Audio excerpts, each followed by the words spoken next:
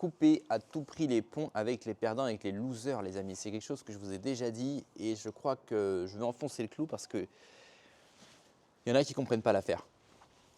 Moi, dans ma vie, j'ai fait un effort conscient pour couper les ponts avec tous les losers, tous les gens que je côtoyais et qui ne m'apportaient rien. Et non seulement qui ne m'apportaient rien, mais qui étaient des boulets aux pieds. Alors quand je dis un loser, vous allez me dire « oui, mais c'est pas de ta faute ». Déjà, ça c'est une mentalité de loser. Mais ce que je veux dire par là, c'est que pourquoi couper les ponts avec des losers?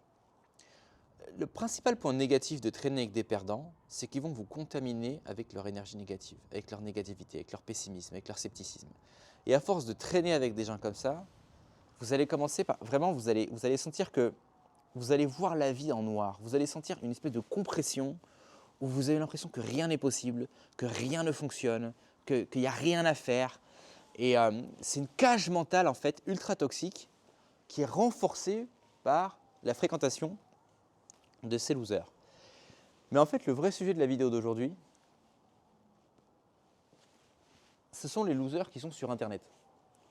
Parce qu'il y a une espèce de trend sur YouTube qui est en train de prendre de l'ampleur, et je vois beaucoup ça sur le marché US. C'est des losers qui se plaignent sur YouTube, et ça fait beaucoup de vues. Vous le savez, les contenus négatifs font plus de clics que les contenus positifs. Quelqu'un qui vous dit oh là là, je suis gros, j'arrive pas à trouver de copine, je suis nul », ça va faire beaucoup plus de vues qu'un type qui vous dit « voilà les gars, je vais vous apprendre à faire du sport, je vais vous apprendre à draguer ». Là, directement, les gens vont dire « non, il veut nous vendre son truc, machin, j'ai pas regardé ». Et les gens vont être attirés par ce qu'ils pensent être une forme d'honnêteté et de transparence, à savoir les losers qui chialent en permanence. Et alors, à l'heure des charges, c'est vrai que c'est un peu rafraîchissant. Sur Internet, on a l'habitude de voir des gens qui veulent nous vendre un truc, comme moi, et qui nous montrent une facette de la réalité qui est des fois un petit peu embellie. On vous fait croire que ça va être facile, que ça va marcher. Mais encore une fois, c'est aussi la faute de l'audience. C'est parce que l'audience n'achète que les produits miracles. Donc automatiquement, comme l'audience, comme la demande n'est prête à payer que pour des produits miracles, l'offre s'adapte et vend des produits miracles. Ce n'est pas que de la faute des vendeurs de formation. Et ce que je veux dire par là, c'est qu'au milieu justement de cet Internet où il y a beaucoup de show-off, on fait semblant d'avoir du succès, etc., voir des gens qui chialent et qui se plaignent, bah, effectivement, c'est un peu rafraîchissant. On se dit, bah, enfin quelqu'un qui montre la vraie facette des choses. Enfin quelqu'un qui partage ma douleur. Et ça peut être cathartique aussi, pour la personne qui s'exprime, comme pour la personne qui reçoit, qui écoute, qui partage. Donc, ce n'est pas forcément un point négatif pour, on va dire, quelqu'un qui cherche une épaule sur laquelle pleurer, ou bien simplement, vous savez, qui cherche à échanger. Parce qu'aujourd'hui, il y a de moins en moins de rapports sociaux dans la vraie vie, donc les gens sont sur Internet parce qu'ils n'ont pas de potes. Et ces chaînes, en fait, ces gens qui se sont spécialisés dans la pleurniche, remplacent un peu les discussions autour d'un café ou les discussions au bar. Vous savez, avant, les hommes allaient au bar après être sortis de l'usine et puis ils allaient dire « Ah, maman, ma femme me casse les burnes ». Et l'autre, il dit « Ah, moi, c'est mon patron, voilà, quelle vie de chien ». Et puis voilà, t'as vu, Jean-François, il a été promu, bah, même que maintenant, il gagne plein de thunes, ah, quel enfoiré, etc. Tu vois, c'est des gens qui sont entre eux, c'est très négatif, ça broie du noir, mais le fait de se plaindre en groupe a vraiment une dimension cathartique qui fait du bien aux gens. Cependant, pour ceux d'entre vous qui n'êtes pas dans ce mindset-là, pour ceux d'entre vous qui êtes dans un mindset où vous dites « Ok, attention, moi, ou bien je suis dans une bonne situation dans ma vie et je vais passer au next level, ou bien je suis dans une situation un peu dure, mais j'ai envie de m'en sortir ». Écoutez, ce type de loser est extrêmement toxique, extrêmement mauvais pour votre mindset et diminue grandement les chances que vous puissiez réellement vous en sortir. Je vous prends un exemple très simple. Un type recherche un boulot. Il envoie quelques CV, ça ne touche pas, ça ne fait pas mouche. Ou alors ça fait mouche, mais ce n'est pas des offres intéressantes.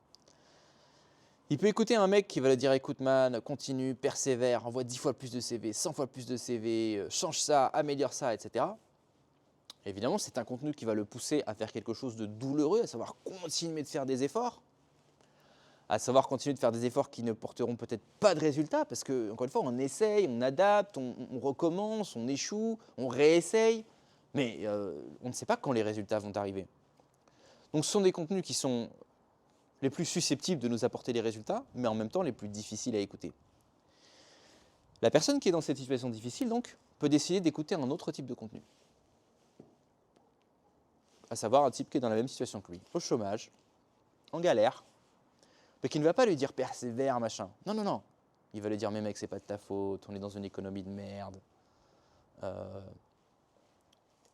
Plus personne n'engage de nos jours. C'était plus facile du temps des boomers. Nanani, nanani, nanana. Écoutez ce type de contenu, oh, qu'est-ce que ça nous fait du bien. Moi le premier. Moi le premier. Quand on est dans une mauvaise passe, on a envie d'entendre ça. Ça nous rassure, ça nous montre que c'est pas de notre faute. Que ben là, en fait, je suis pas un loser, c'est pas de ma faute. Mais ça ne vous pousse pas à l'action, les amis. Ça vous pousse à l'inaction. Ça vous pousse à rester dans le confort. À ne pas en faire plus. De toute façon, c'est pas de votre faute. Et puis, elle a qu'à aller se faire foutre, cette société de merde. Finalement, je m'en fous d'essayer d'avoir du succès, d'entreprendre. Il n'y a rien d'entreprendre dans ce pays de merde. Il n'y a pas de job. J'ai pas le bon diplôme. Puis, de toute façon, les femmes, elles sont insupportables. C'est même pas la peine. Je vais rester chez moi et jouer aux jeux vidéo. Ça fait plaisir d'entendre un mec qui vous dit ça. Mais c'est pas avec ça que vous irez de l'avant, les amis. Alors, si vous êtes dans une mauvaise passe, c'est que vous avez besoin de réconfort. Pourquoi pas? Ça peut faire du bien. On a tous besoin de liens sociaux. En revanche, pour ceux d'entre vous qui êtes dans une étape de votre vie où vous cherchez à aller de l'avant et où vous cherchez à obtenir des résultats concrets, obtenir quelque chose demande toujours des efforts. Ça ne veut pas dire que les efforts portent toujours leurs fruits, mais de manière générale, on n'obtient jamais rien sans effort. Donc, ça va forcément passer par des mindsets ou par des contenus qui vous poussent à faire des choses que vous ne voulez pas faire. Et c'est pourquoi moi, il y a une citation anglaise que j'aime beaucoup, très catchy en anglais, c'est « be comfortable being uncomfortable ». Sois confortable avec le fait d'être inconfortable. Autrement dit, sois à l'aise avec l'inconfort. Tu as eu une idée, un truc qui t'est venu, tu dis « putain, je pourrais faire ça en fait ». Mais ça te met dans l'inconfort, parce que tu n'as jamais essayé de faire ça. Ce n'est pas dans ta zone de confort. C'est un signe positif. À chaque fois que vous mettez en place des choses qui vous mettent dans l'inconfort, tant que c'est moral et légal, ça ne va pas vous envoyer en tôle ou quoi, c'est un point positif. À chaque fois que vous hésitez à passer au next level, à faire ce truc-là, que ça peut être n'importe quoi, une idée, et que vous dites, ouais, mais par exemple, allez commencer une chaîne YouTube. Ah ouais, mais moi j'ai peur de montrer en vidéo. Vous sentez cette boule au ventre, cette peur? C'est très positif.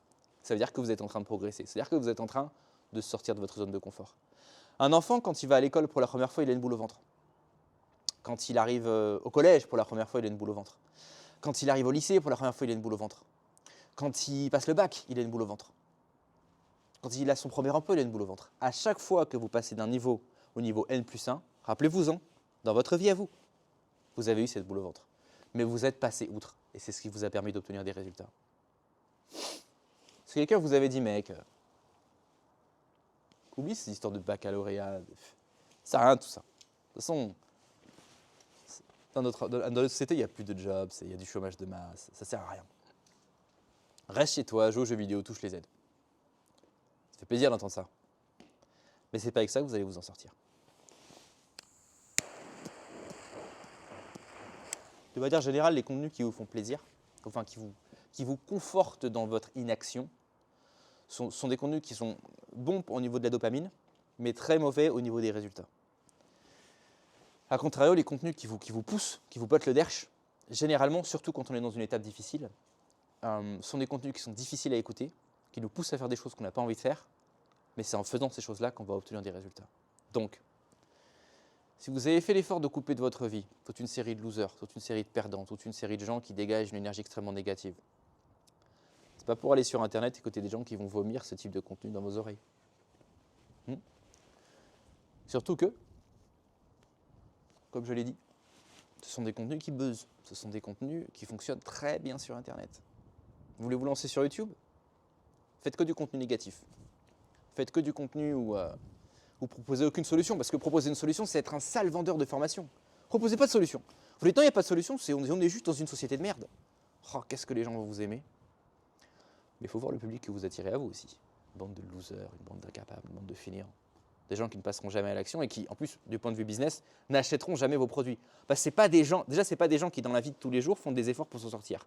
Donc l'idée même de payer pour avoir une solution, c'est l'opposé de leur mindset. Donc même d'un point de vue business, ça n'a aucun sens. Même d'un point de vue audience, même si vous faites YouTube pour des raisons narcissiques, vous voulez parler aux gens, que les gens vous écoutent, parce que vous pensez que vous êtes important, comme moi, ben vous aurez une audience de perdants. C'est jamais très agréable. Alors, une audience de perdants, ça peut aussi se monétiser avec du scam. Parce que le perdant, qu'est-ce qu'il veut? Une pilule miracle. Donc ça, c'est encore une autre méthode de faire du business. Vous faites des contenus pour les perdants, vous leur dites c'est pas de votre faute, voilà la pilule miracle, et vous les scammez. Évidemment, vous avez compris, sur cette chaîne, on est contre les scams, on est contre les escroqueries, donc c'est pas du tout mon mindset, mais je sais qu'il y a des gens qui n'ont aucun scrupule à faire ça, parce qu'ils vont vous dire, bah, de toute façon la vie est une jungle, et puis les faibles on va les escroquer, et puis c'est comme ça, les plus forts gagnent, et puis point à la ligne. Ouais, c'est pas mon mindset. Mais ouais, mon mindset, c'est pas non plus la pleurniche, nanana, etc. Mon mindset, c'est ok, c'est dur. Ouais, c'est dur. Ouais, les femmes en Occident, ça va pas. Ouais, le marché de l'emploi, bon, c'est plus que c'était du temps de nos grands-parents. Est-ce que c'est une raison pour chialer? Est-ce que c'est une raison pour se reposer, pour se s'affaler dans son canapé, fumer un joint, regarder des contenus pour adultes, pour être poli, puis écouter un mec sur YouTube qui vous explique que c'est pas de votre faute? Si c'est le choix que vous faites, faites-le, il n'y a pas de souci. Mais vous n'êtes peut-être pas sur la bonne chaîne du coup. Cette vidéo est une mise en garde. Ces contenus sont addictifs, sont faciles à consommer et poussent comme des champignons sur YouTube. Mais plus vous allez écouter ça, plus ça va vous mettre de la merde dans la tête et moins vous allez être encouragé à aller de l'avant et même ça va configurer votre cerveau. En fait, ça va vous créer des schémas mentaux qui sont basés sur le manque, sur l'impossibilité, sur les obstacles, sur la génération d'obstacles, la génération de problèmes. Donc non seulement vous n'aurez pas la motivation pour avancer en termes énergétiques, mais en termes cognitifs, vous n'aurez même pas les solutions, les stratégies. Parce que votre cerveau ne va même plus les chercher, les stratégies. Il va dire, de toute façon, c'est mort. Donc sur le plan stratégique, comme sur le plan énergétique, c'est catastrophique d'écouter des choses comme ça. Faites attention à ces contenus, les amis. Coupez les losers de votre vie, mais aussi coupez-les d'Internet. Parce que c'est hyper mauvais pour vous. Pour ceux d'entre vous qui voulaient des conseils qui ne sont pas basés sur « ouin, c'est dur, on n'y arrive pas », qui sont basés sur « on se botte le cul et on fait ce qu'il faut ». Ça se passe dans le Lounge. Le Lounge, c'est ma newsletter gratuite, tous les jours un email avec une idée choquante pour reprogrammer votre cerveau. Choquant parce que non mainstream, parce qu'inadapté aux normies, parce qu'inadapté aux gens qui cherchent le confort et la facilité. Avec 3 actions concrètes à mener dès aujourd'hui, justement pour vous pousser à créer du momentum. C'est gratuit, c'est en description. Pour ceux d'entre vous qui avez des questions, vous avez des idées, vous hésitez à faire ceci, cela, mettez-les en commentaire et je me ferai un plaisir d'y répondre gratuitement. On se retrouve une fois sur Repère Digital. Ciao.